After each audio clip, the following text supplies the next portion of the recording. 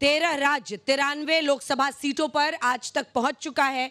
अब टारगेट है आगे वाले दिनों में भी 7 जगहों पर जाने का, ताकि सेंचुरी हम मार सके। तो एक बार ताली हमारी टीम के लिए भी बजा दीजिए। भरी दोपहरी में 45 डिग्री तापमान में हर जगह पर हम पहुंचे हैं, ताकि जनता को एक मंच मिले, वो अपनी आवाज को बुलंद कर पाए। लेकिन 2 बार से 7 की 7 सीटें मिस्टर सूद 7 की 7 सीटें आपकी पार्टी को दे रही है। माइक उठाइए हाथ में। क्यों दे एक बार फिर 7 सीटें क्यों दे आपको, बताइए। देखिए, 7 सीटें इसलिए देनी चाहिए क्योंकि नरेंद्र मोदी जी के नेतृत्व में सरकार ने बेहतरीन काम किया है। ये जो फर्स्ट टाइम वोटर बैठे ना, इनके माता पिता बताएंगे आज से 8 साल पहले मेडिकल में कैसे दाखिला होता था। पेड सीट पे कैपिटेशन फीस से दाखिला होता था। आज एक एक बच्चे को, चाहे वो करोड़पति का बच्चा हो चाहे कंडक्टर का बच्चा हो, नीट एग्जाम के साथ एक बराबरी का ट्रांसपेरेंट प्रोसेस देने का काम नरेंद्र मोदी जी की सरकार ने किया है। और इसी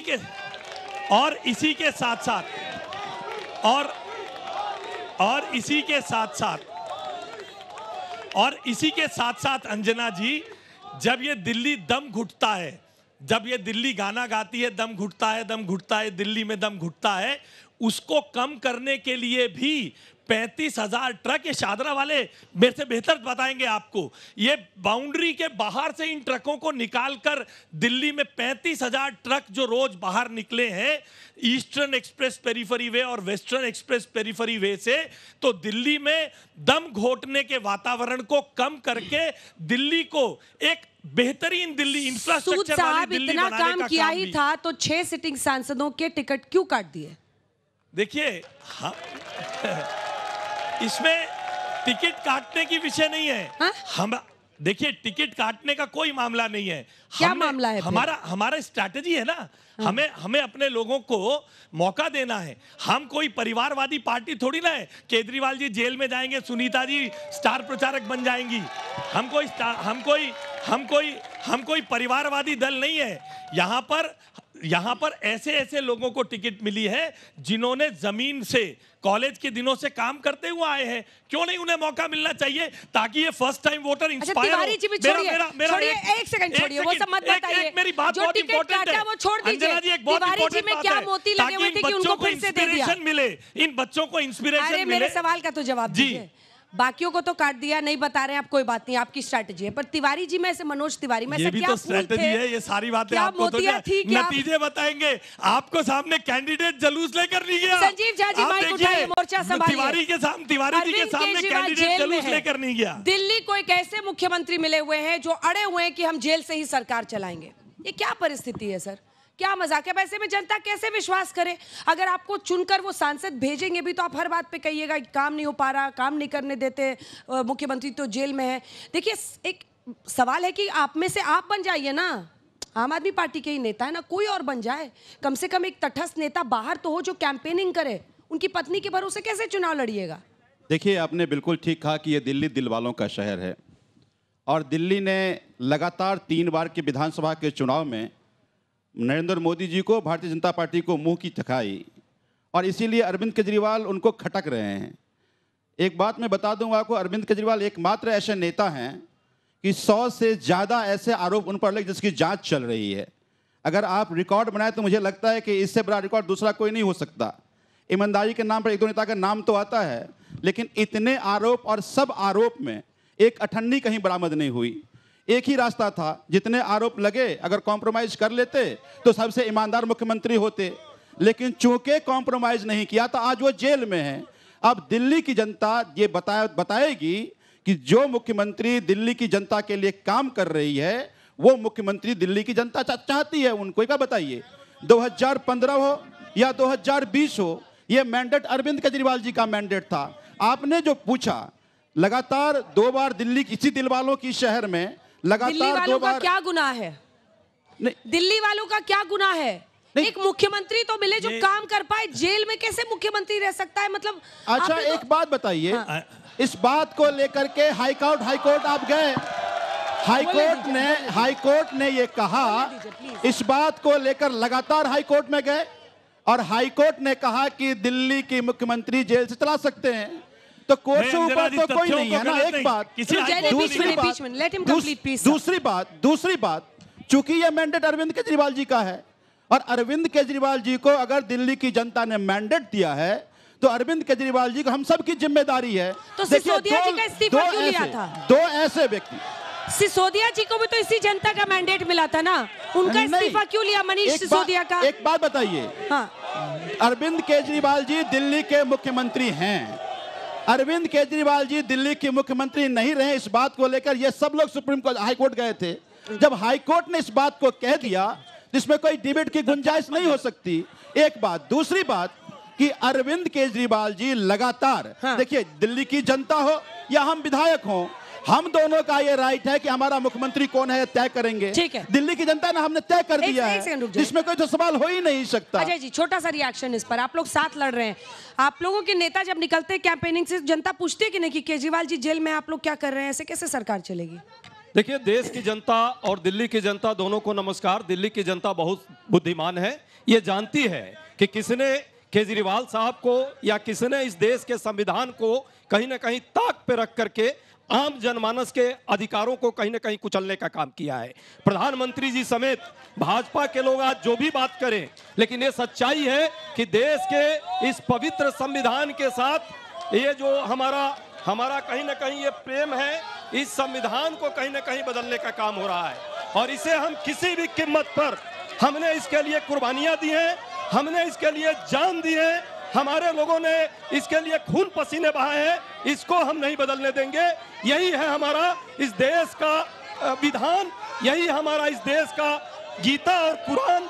इसको रागी जी वो संविधान लेके आए हैं, राहुल जी बोले हर जगह संविधान लेकर जाइए, देश का संविधान खतरे में है और ये संविधान ही है जिसमें ऐसी कोई बात नहीं कही गई है कि अगर कोई जेल में है तो सरकार नहीं चला सकता, संविधान ही कहता है। देखिए एक सेकेंड, देखिए बोलिए, जल्दी बोलिए। देखिए, शीला दीक्षित के खिलाफ आरोप लगाया आम आदमी पार्टी ने, कहा उनको इस्तीफा दे देना चाहिए।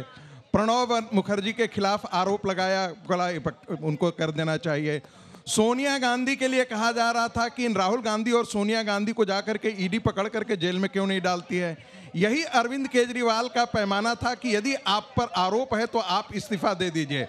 देखिए, आज वही अरविंद केजरीवाल जो नैतिकता के मापदंड उन्होंने अपने लिए खड़ा किया था, दूसरों के लिए खड़ा किया था, आज उन सारे नैतिकता की मापदंडों पर अरविंद केजरीवाल नीचे उतर आए हैं। अरविंद केजरीवाल का चरित्र रामायण में काल नेमी जैसा है, देखने का चेहरा कुछ और है, अंदर से कुछ और है। एक और बात मैं जिक्र कर रहा हूं, ये देश प्रधानमंत्री चुन रहा है, ये देश प्रधानमंत्री चुनने जा रहा है, कोई शराब का घोटालेबाज नहीं चुनने जा रहा है।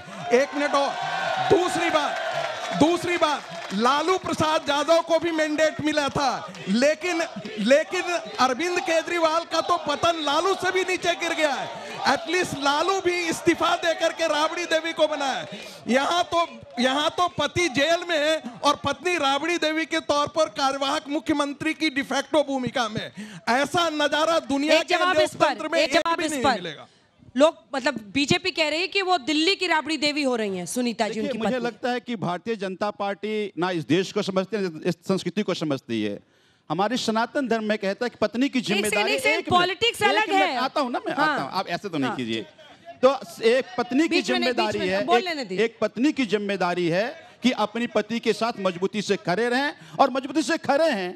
अगर अरविंद केजरीवाल जिस मिशन को शुरू किया, गर्व की बात है कि उनकी पत्नी उस मिशन के साथ खड़े हैं। एक बात, दूसरी बात, 2014 में बड़ी बड़ी बात करके आए थे कि बहुत हुई महंगाई की बार, अब की बार मोदी सरकार, बहुत रोजगार का बुरा किया मोदी सरकार। क्यों नहीं महंगाई की बात कर रहे हैं भाई, क्यों नहीं बेरोजगारी की बात कर रहे हैं? प्रधानमंत्री की भ्रष्टाचार पर भी तो बोला था, भ्रष्टाचार पर बोलते हैं, बड़ा अच्छा कार्रवाई कर रहे हैं, बड़ा अच्छा सवाल है। वो कहते हैं हम कार्रवाई कर रहे हैं भ्रष्टाचार पर। कल ही टीएमसी झारखंड के मंत्री आलमगीर आलम के पीए के नौकर के घर से 30 करोड़ रुपया बरामद हुआ है। अब बड़ा इंटरेस्टिंग है, देखिए बड़ा इंटरेस्टिंग है। भ्रष्टाचार की बात तो करते हैं, लेकिन एक बात बताइए, जितने भ्रष्टाचारी मंत्री पूरे देश में जिस पर बीजेपी कहती थी कि चाहे वो अजीत पवार हो, चाहे शुभेंदु अधिकारी, चाहे हेमंत बिस्वा हो, भाजपा कहती थी भ्रष्टाचारी, आज उनके पास शामिल है। अब आप लोग हाथ उठाइए, कौन सवाल पूछना चाहता है? मैं 5 सवाल लूंगी, आराम से 5 सवाल लेंगे। आप आइए साहब, आइए।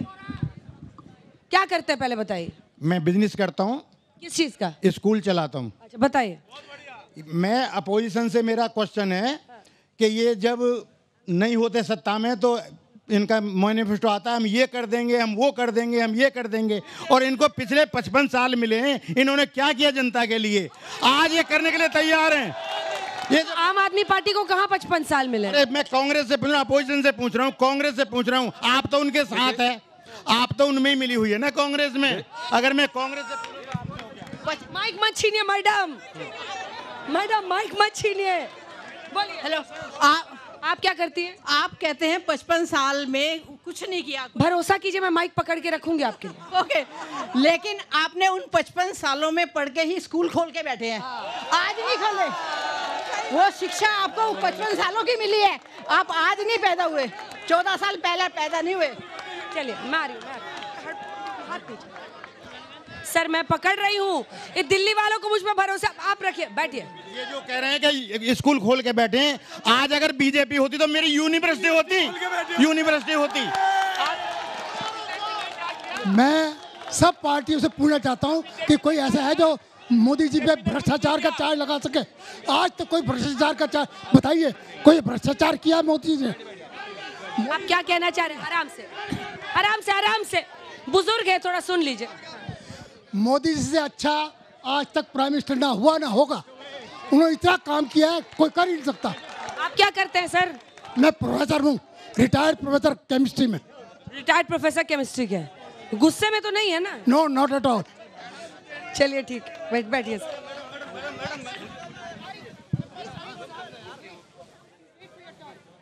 अंजना जी, आपने कहा देश की राजधानी, जहां पे देश की संसद है, जहां पे देश की उच्च न्यायालय है, देश की वही राजधानी जो कि दुनिया की मोस्ट पोल्यूटेड कैपिटल है, जहां पे सांस लेने के लिए हमें अपनी जिंदगी का 11.9 ईयर्स गंवाने पड़ते हैं। देश की वही राजधानी जहां पे जरा सी बारिश होती है तो 2-2 फुट पानी भर जाता है, traffic jam, encroachment, congestion routine है, यमुना आज भी गंदी की गंदी है, और अगर आप ये हेलीकॉप्टर लेके उड़ती हैं तो यहां से सिर्फ 5 सेकंड दूर वर्ल्ड फेमस कूड़े के पहाड़ जस के तस खड़े हैं। मेरा सवाल सभी नेताओं से, सभी हस्तियों से जो मंच पे खड़े हैं कि पिछले 5 से 10 सालों में जो जो मूलभूत समस्याएं मैंने बताई आपको, क्या आपने इनमें से किसी एक को भी रिजॉल्व किया? रिजॉल्व किया कि नहीं किया? बहुत अच्छा सवाल। मैडम मेरा सवाल बीजेपी और कांग्रेस दोनों से है।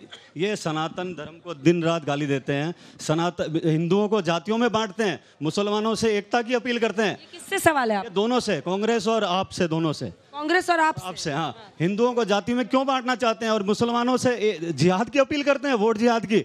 इनके सलमान खुर्शीद जो इनके वरिष्ठ नेता है, और ये दिन रात सनातन धर्म को गाली देते हैं। और अभी इनको पत्नी धर्म याद आ रहा है। आप वाले ने अभी कहा कि पत्नी धर्म होता है हिंदुओं में, सनातन में, और इनको जब सनातन को गाली निकालते हैं तो पत्नी धर्म याद नहीं आता, सब राज धर्म और भाई का धर्म याद नहीं आता। अच्छा, आप क्या करते हैं? मैं तो बिजनेसमैन हूँ। अच्छा, क्या बिजनेस? हमारा वायर का बिजनेस है। जी एक सेकेंड, आप जातियों में क्यों बांटते हैं? अंजना जी, आप जाति के आधार पर क्यों वोट जिहाद की बात जो सलमान खुर्शीद साहब ने कही, उस पर प्रश्न का जवाब दीजिए। देखिए, हमारे साथी प्रवक्ता ने जो भी बातें यहाँ जनता जो भी बात कर रही है, अभी हमने वो भाई साहब से सुना कि क्या किया। आप जहां बैठे हैं ये जानते हैं किसने बनाया है, किसकी देन है? आप बाहर पट्टी देख लीजिए, राजीव गांधी ने विकास की एक चीजें बनाई, आज शीला जी ने इसको बनाया जिस पर हम सभी लोग काम कर रहे हैं। जहां तक बात जाति और धर्म की करते हैं, ये देश जो है सर्वधर्म समभाव का है। सभी जाति और धर्म के लोग एक साथ रहे, सद्भाव रहे, सहिष्णुता रहे, शांति रहे। हम बांटते नहीं, बांटने वाला को पूरा देश देख रहा है। वोट जिहाद होता क्या है? जाति और धर्म पर बांट रहे हैं। अरे वोट जिहाद क्या होता है? अरे भैया, मौत से मटन, मौत से मछली, मौत से मुसलमान, मौत से मंगलसूत्र, मौत से हिंदू, वोट जिहाद क्या होता है? मस्जिद कौन कहता है? अब फर्स्ट टाइम वोटर्स की बारी है भाई। मोदी जी बोलते हैं, 4 फर्स्ट टाइम वोटर्स बोलेंगे, कौन बोलेगा? हाथ और उठाइए। विपक्ष हमेशा चाहता है विकास के मुद्दों पर बात हो, महंगाई के मुद्दों पर बात हो, बेरोजगारी के मुद्दों पर बात हो। ठीक है, मेरा सवाल कांग्रेस से है कि दादी का खेड़ा जो छत्तीसगढ़ की कांग्रेस पार्टी की है, उन्होंने कांग्रेस क्यों छोड़ा? काहे दुखती रख पे उनके हाथ रख रहे हैं? देखिए रोज ही 2 लोग छोड़ रहे हैं। नहीं, बच्ची का जवाब मैं देना चाह रहा हूँ। जाने वाले आजकल भाजपा के पास जो है अपना प्रवक्ता अच्छा, नहीं है। ऊपर कौन सा तो केस चल रहा कांग्रेस के था? कुछ प्रवक्ता को उधार लिया जा रहा है, टेंशन नहीं लीजिए। चलिए, 4 जून के बाद वो सभी लोग फिर वापस रहेंगे। मेरा क्वेश्चन आपसे है, इतने सारे समन्स जाने के बाद भी उनको इग्नोर करके बैठे थे। केजरीवाल जी क्या जेल में जाके सिंपैथी लेना चाहते थे जनता की वोटिंग के लिए? अच्छा, आप क्या पढ़ रही हैं? इधर आइए, क्या पढ़ रही हैं? I am a BA LLB student. Law पढ़ रही हैं भाई? देखिए, बड़ा अच्छा सवाल किया, समन्स छोड़ रहे थे, इंतजार कर रहे थे कि इलेक्शन करीब आए। चूंकि आप LLB की पढ़ाई कर रही हैं, देखिए अगर कोई एजेंसी समन करती है तो हमें किसी भी एक्यूज का या कोई भी गवाह है उसका ये अधिकार है कि पूछे कि आप किस वजह से समन कर रहे हैं। लगातार अरविंद जी सवाल पूछते रहे लेकिन सवाल का जवाब नहीं आया। इसका मतलब ये तो नहीं है ना कि किसी अप्रूवर के बयान पे आप जेल डाल दोगे। एक बात समझिए कि अभी जो कोई भी यहाँ नारे लगा रहे हैं, रोजगार तो आपको भी नहीं मिला है, महंगाई के शिकार तो आप भी हुए हैं। तीसरी सबसे बड़ी बात कि अगर आज एजेंसी का उपयोग इसलिए किया जाए कि जो सवाल खड़ा करे उसको जेल भेज दे और जो कॉम्प्रोमाइज कर ले वो बीजेपी में आ जाए, तो आज जो लोग बीजेपी में आ रहे हैं या तो अपॉर्चुनिस्ट हैं या वो डरे हुए हैं, वो कभी स्वतंत्र ये व्यक्ति साहब नहीं बगल है। से मुझे चिल्ला रहे थे कि अगर हमें समन भेजा नहीं जाते तो अरेस्ट हो जाते। अंजना जी, सर ऐसा है, केजरीवाल जी थे इसलिए उन्होंने 9 समन को इग्नोर किया, लेकिन अगर ये आम पब्लिक को समन दिया जाता उसका क्या हाल होता ये आप सब जानते हैं। मैंने केजरीवाल जी को उस टाइम भी देखा है जब उन्होंने स्टार्ट किया था चादर लेके और वो 5-5 रुपए और 10-10 रुपए के लिए इकट्ठा करते हुए। आज केजरीवाल जी कौन से महल में रह रहे हैं, दुनिया जानती है ये सब कहां से आया है। क्या पहला सवाल है मेरे, केजरीवाल अंदर क्यों गए, किस लिए गए, और ये राघव चड्ढा कहाँ पर है इसको बताइए। लंदन भाग गया। बस यही सवाल है मेरा। सवाल है कि क्यों अंदर गए, किससे सवाल है आपका? केजरीवाल के लिए, इनसे, उनके आम आदमी वाले से। अच्छा, राघव चड्ढा के बारे में बहुत लोग पूछ रहे हैं सर, क्या चक्कर है बताइए।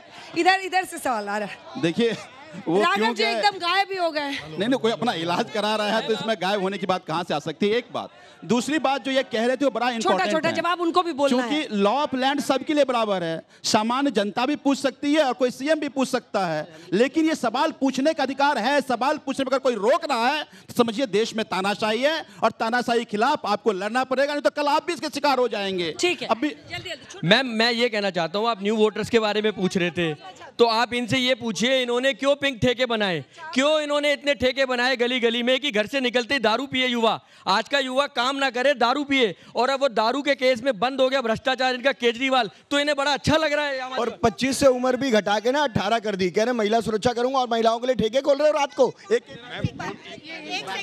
एक सेकेंड, हाँ जी, जो कांग्रेस के मेन लीडर्स हैं, एक second uncle please, thank you, Congress के हैं Rahul Gandhi ji, Priyanka Gandhi ji, sorry very sorry, Rahul Gandhi, उन्होंने अपनी कॉन्स्टिट्यूंसी का जहां पर उन्होंने अपना वोट डालना है वो आपको दे दिया। वो आज ऐसे होंगे कि अपने हाथ पे ही अपना वोट नहीं डाल के आएंगे, ऐसे को हम क्यों वोट दें। आप एक बार अपनी कॉन्स्टिट्यूंसी, आज के पेपर में एनआईए प्रोब कर रही है कि टेरर फंडिंग भी केजरीवाल जी गिरफ्तार हो सकते हैं, टेरर फंडिंग में भी। तो आप ये बताइए, आज की ही न्यूज़ है कि 20 मई तक उनकी हिरासत बढ़ा दी गई है, किस बारे में? या आप पार्टी वाले बोल रहे हैं? कितनी उम्र है सर आपकी? मेरी 70-72। बहुत अच्छा, बोलिए। आप पार्टी वाले बोल रहे हैं कि भैया इनके पास कुछ नहीं मिला फिर भी इनको पकड़ रखा है। बात तो ये कि वो जो था माल वो गया कहाँ, ये तो पक्की बात है कि आपने 200 करोड़ 400 करोड़ खाए रुपए। वो परजम सिंह पन्नू भी कह रहा है कि मुझसे 1,138 करोड़ रुपए लिया, वो कहाँ गया, यही तो ढूंढना है।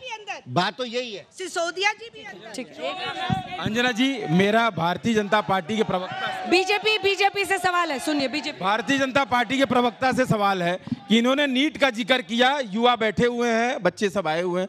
नीट में आपने नीट पास आउट डॉक्टर कितने अपॉइंट किए भारत सरकार ने, ये एक डेटा दे दीजिए। और दूसरा, सनातन का बात यहाँ हो रहा था, आपकी पार्टी ने बीफ वालों से चंदा लिया है, तो किस सनातन में लिखा हुआ है कि गाय को कटवाओ और चंदा लो? ठीक है, दोनों सवालों का जवाब दीजिए मिस्टर सूद। देखिए, नीट एक ट्रांसपेरेंट एग्जामिनेशन सिस्टम है, इससे आप भी सहमत होंगे और सभी सहमत हैं। हाँ, पिछले 6-7 साल से जब से नीट शुरू हुआ है, तुरंत इस समय रेडिली मैं उसका आंकड़ा नहीं दे सकता, मगर मैं आपको एक बात बताता हूं, 54,000 से 1,08,000 सीटें की गई, 6 से 22 एम्स किए गए। तो ये सब डॉक्टर्स की नियुक्ति के रास्ते ही खोलते हैं। कितनी हुई? नंबर 1 नियुक्ति पूछ रहे हैं आप, नंबर नियुक्ति कितनी हुई? नियुक्ति का आंकड़ा आज नहीं दे सकते। सुनिए, मैं बताता हूं, गांव ये में खाली है हेल्थ सेंटर भाई साहब, सुनिए, देश में खाली है हेल्थ सेंटर। सुनिए, हेल्थ का क्या हालत है? हेल्थ का बजट 16 करोड़ नई बजट बताइए जरा, क्या दिया है के नए अकाउंट ऐसा नाटक नौटंकी बंद कीजिए। 16 करोड़ ईपीएफ के नए अकाउंट आए, कहां से आए? आप लोग सिर्फ झूठ का। अगला सवाल ले रहे, एक सेकंड रुक जाइए, 2-3 सवाल मैं इधर से लूंगी, हाथ उठाइएगा। देखिए मैडम, आपका जो आज ये डिबेट है, आपने कोई मुद्दा नहीं बनाया। आप बताइए, आपका क्या प्रश्न है, उठाइए, आपको इसीलिए मंच दे। आपसे, सिर्फ आपसे, क्योंकि तो नेताओं से नहीं पूछना है। आपने अपने डिबेट का कोई भी प्रपोजल, कोई प्रस्ताव नहीं बताया। आपने पहले राजनीति शुरू करी और फिर धर्म पे चले गए। आप किसी को, जनता सवाल पूछ रही है। देखो, आप अपनी जगह। भाई साहब, आपका सवाल क्या है? कोई सवाल है? हाँ जी, क्या पूछिए? नहीं, मैं तो आपसे पूछिए ना। बीजेपी नहीं बनाया था, उसके लिए, किसके लिए? सवाल क्या? भारतीय जनता पार्टी के नेता कह रहे हैं कि हमने काम करा। एक काम तो दिखाओ जिसकी ये बात कर रहे हैं, उसकी आउटर की, वो कांग्रेस ने मनमोहन सिंह के जमाने में कर दिया था। मनमोहन सिंह पूछो ना, बात कर रहे हैं। हाँ जी, और नेट की बात कर रहे हैं, नेट की बात कर रहे हैं। नेट के पढ़े लिखे लड़कों से पूछो ना, उनके क्या दुर्दशा हो। सवाल पूछो ना, आप इतना गुस्सा क्यों कर रहे हो? लड़ना थोड़ी सही आप। हाँ, तो बताएंगे ना, जवाब दीजिए। देखिए, ये राहुल गांधी भी कहते हैं, ये राहुल गांधी भी, बैठिए, शांत रहिए, सबको पूछने दीजिए। राहुल गांधी भी इस प्रकार की बात कहना चाहते हैं। वो तो हमने सोचा था तो अटल टनल सोची थी, नहीं बनाई, उसके लिए आकर दोनों फर्स्ट टाइम वोटर्स यहाँ पे, जल्दी आइए, जल्दी आइए। हमने टॉयलेट बनाना सोचा था। ठीक है, आखिरी के 2 सवाल। सड़कें फर्स्ट टाइम वोटर्स हैं, फर्स्ट टाइम वोटर्स, आगे दीजिए। पूरी दिल्ली की सड़क बॉन्ड में शराब वालों से। सर, मेरा ज्यादा कोई बड़ा सवाल नहीं है, मेरा सिर्फ बीजेपी से इतना सवाल है, जितना पैसा आप हर चीज में लगा रहे हो, मुझे इतना बता दो, एजुकेशन के लिए कितना लगा है? एसएससी के बालक शिक्षा के लिए कितना लगा है? एसएससी वाले मैं देखता हूँ रेलवे प्लेटफॉर्म पे पड़े रहते हैं, रात भर सोते हैं कि कल हमारा लग जाएगा, अगले दिन पता चलता है पेपर कैंसिल, पड़े हैं कानपुर रेलवे स्टेशन पे। सर, मैं रह के आया हूँ, मुझे पता है बच्चे कितनी दूर से आते हैं, बाद में पता चलता है ट्रेन भी नहीं है, कुछ भी नहीं है। आप बता दो वो पैसा कहाँ से आया? देखो, इसी सरकार ने, नरेंद्र मोदी जी की सरकार ने अपने संकल्प पत्र में पेपर लीक के खिलाफ सबसे कड़ा कानून लाकर जो राज्य सरकार उसमें सहयोग करना चाहेगी, उसके साथ काम करने का हमने काम किया है। यही वो सरकार है जो पेपर लीक रोकने का काम करने का। चलिए, वक्त इतने की इजाजत देता है। तालियों के साथ आप सभी का बहुत धन्यवाद।